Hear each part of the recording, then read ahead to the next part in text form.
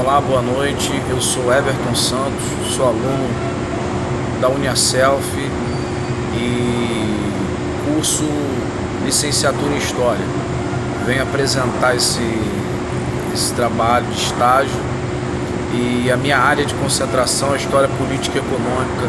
Eu escolhi como tema a influência política e educacional na economia do Brasil ou até mesmo de um país de forma geral, né? Tem como esse trabalho um objetivo de analisar a história política e a influência educacional na economia e os maiores retornos financeiros para os indivíduos mais escolarizados. São de fato um tema social muito relevante para o debate escolar. Então fica essa necessidade de debate dentro de sala de aula, já sendo aplicada ao entendimento dos alunos sobre os maiores retornos financeiros para indivíduos mais escolarizados. Então, a gente percebe que o país mais desenvolvido exige uma mão de obra extremamente qualificada e a crescente demanda por profissionais qualificados nos últimos 20 anos tem sido motivo de um grande incentivo.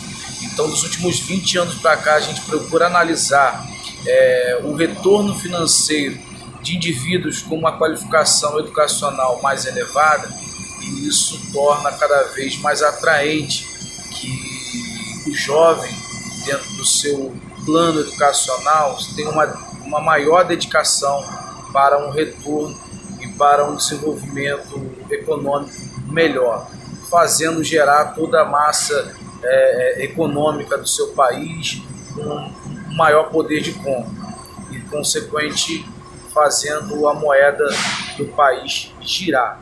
Então a educação e a economia sempre tiveram um conjunto de relação muito próximo. Por esse motivo, nosso propósito está em buscar as implicações que algumas teorias do crescimento econômico e também do capital humano trazem para a educação. O que a teoria econômica diz sobre a necessária educação, especificamente o aumento da produtividade do trabalho por meios do aumento da escolarização.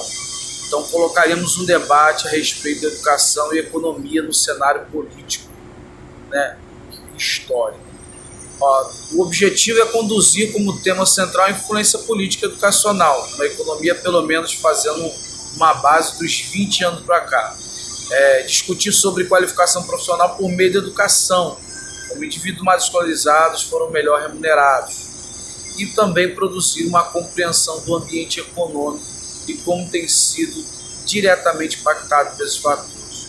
Bom, a nossa fundamentação teórica, pelo menos a minha fundamentação teórica, está baseada no conceito de Adam Smith sobre a qualificação e a moralidade, né? A preocupação educacional na economia, que pode ser abordada pela qualificação, e a educação tem um papel principal para o aumento de produtividade. Ou seja, os trabalhadores mais qualificados produzem mais e melhor do que aqueles que não são.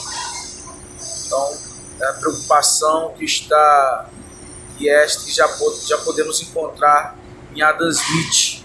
Adam Smith, ele traz essa ideia de uma sociedade civilizada ser tão bem instruída como as pessoas de alguma posição fortuna podem aprender as matérias mais essenciais da educação: ler, escrever, calcular, em idade tão jovem que a maior parte, mesmo daqueles que precisam ser formados para ocupação mais humilde, tem tempo para aprendê-las antes de aprender-se em tais ocupações, né?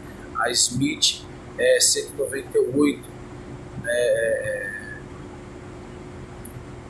página 215, então 1985, a obra de Smith, na página 215. É possível então perceber que Smith pensa a educação, incluindo o processo de divisão de trabalho. A maioria da população se presta a cumprir as atividades rotineiras que não exigem muito da sua capacidade intelectual, submetendo-se a uma mediocridade que pode ser prejudicial. Se a rotina destrói a capacidade inventiva dos indivíduos, sendo assim o mínimo de educação necessária para que os trabalhadores possam exercer atividade que não somente aquelas pela qual foram empregados para fazer, mas trata-se de uma relação um pouco nebulosa.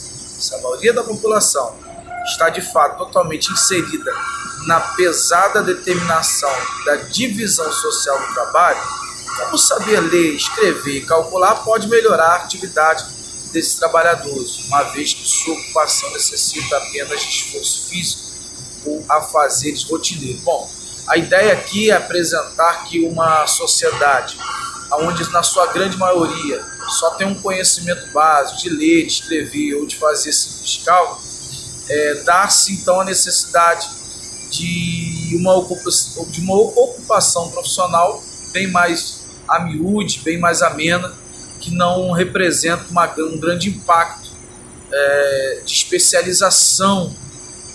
Então não necessariamente vai se remunerar tão bem, mas quando o indivíduo ele se especializa, ele tem uma educação, ele tem um senso moral mais crítico e elevado para definir melhor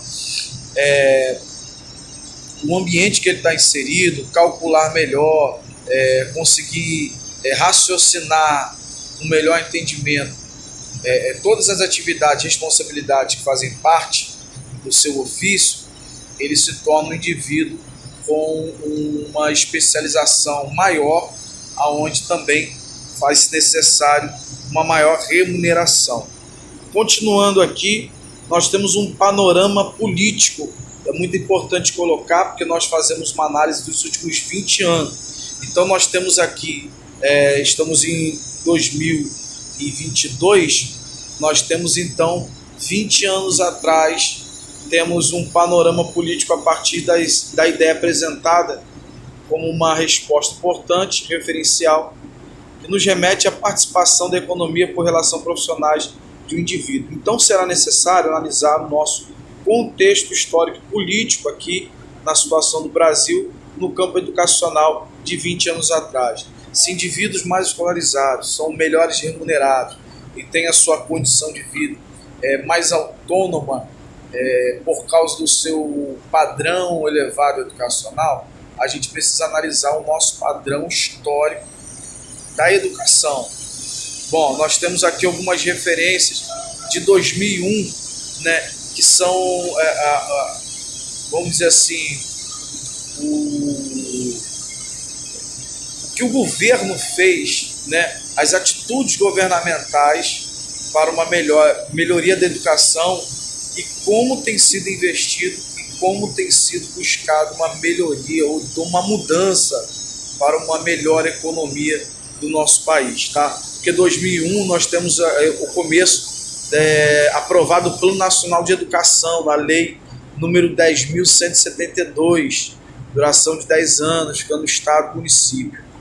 Instituído o Fundo Nacional do Estudante do Ensino Superior, FIES, 2001, temos esse programa, criado Programa Nacional também de Renda Mínima vinculado à Bolsa Escola Federal.